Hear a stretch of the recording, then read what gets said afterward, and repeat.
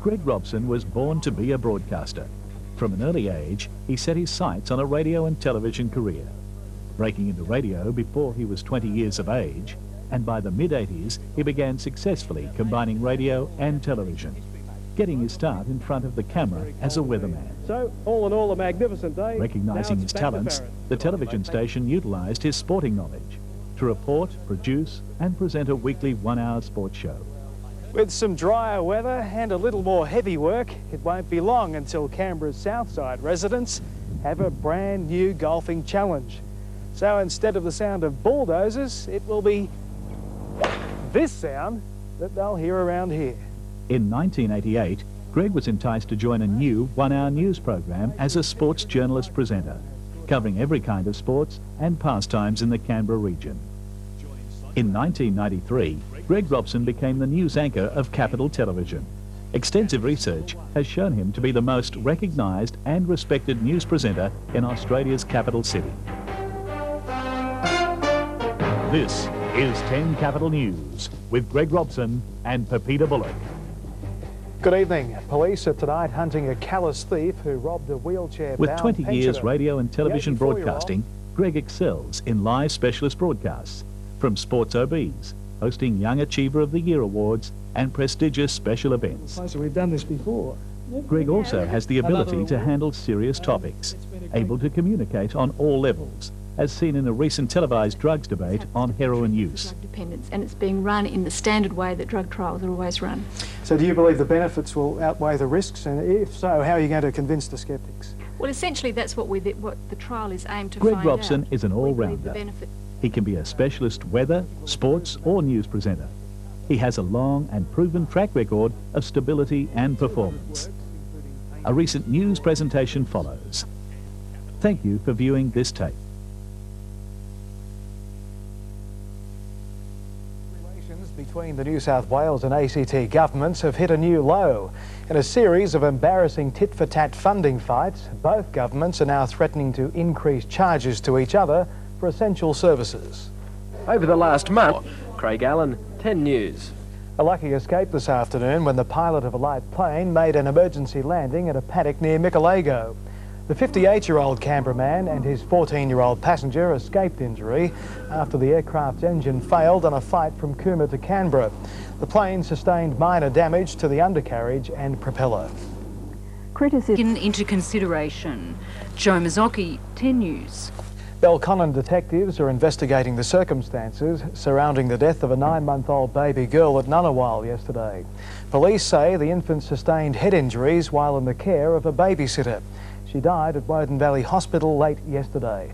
No charges have been laid. The matter will be subject to a coronial inquiry. Atlanta's Priority is competition, not ceremony. In Atlanta, Bill Woods, 10 News. When we continue in a moment, a downturn in income forces the Canberra casino to diversify. A class action launched over the Kraft salmonella poisoning. And celebrating 30 years of an Australian television success story. It was a time. Under attack. Casino Canberra has been forced to diversify its operations after a downturn in trade. The casino is spreading into the entertainment market from this weekend, opening a new nightclub in a bid to halt its slide in profits. Its term as chairman ends in 2 weeks. A Melbourne law firm has launched a class action against food giants Kraft and General Foods following the recent peanut butter salmonella outbreak. Slater and Gordon says it's seeking damages for medical expenses and loss of income. It's believed hundreds of people nationwide of protest meetings. Paul Mullins, 10 News. Play School has grown up. Australia's longest-running children's TV show celebrated its 30th birthday today with a special party for some of its smallest fans. There's a bear in there. For dumping 200 tonnes of toxic waste. And police in Sydney's West fear a gang war will break out after an overnight shooting in Cabramatta. One man is in hospital with bullet wounds to the head. Police believe it could be the start of a drug war. When we come back after the break, 3 children and 4 adults injured in another English school attack. And Northern Ireland's marching season erupts in violence. once in a while. A significant victory overnight in the battle for nuclear peace. The World Court has declared no country should use or threaten to use nuclear weapons in war, but it stopped short of ruling them out for self-defence, a stand the anti-nuclear movement has blasted for being too soft. The 14 judges wouldn't us safe anywhere. Angela Cole, 10 News. The worst civil unrest in years has swept Northern Ireland as the so-called marching season begins. At issue, demands by the Protestant Orange Order to be able to march through Catholic areas. Balaclava clad in the next few days. More than 300,000 people have been evacuated from their homes as the worst flooding in 50 years continues to sweep parts of China. The death toll has reached 400. Thousands of troops have been mobilised in a massive rescue effort. More than 20 million people have been affected by the floods. Still to come in sport, the fans return to rugby league and Monday night football. But after the break, free trips to outer space.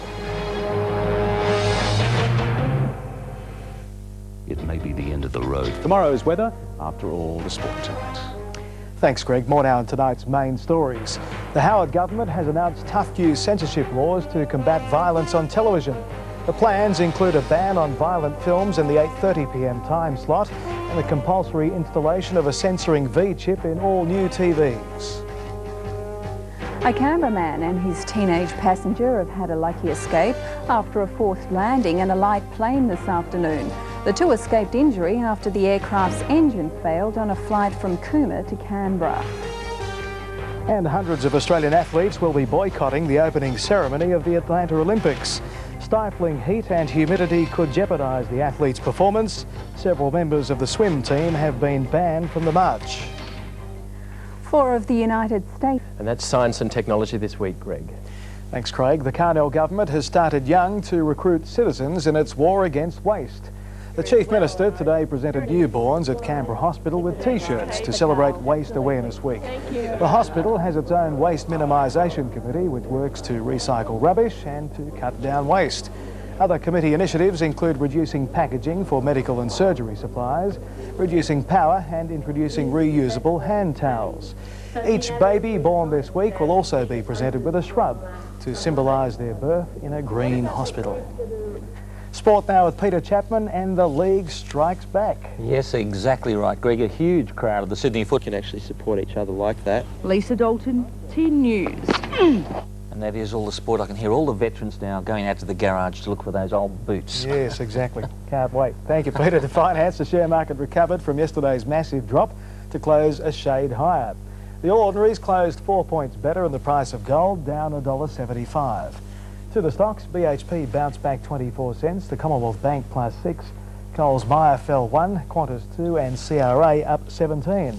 And the Australian dollar rose just a fraction against the greenback. Still to come, Greg Hughes with the midweek weather details.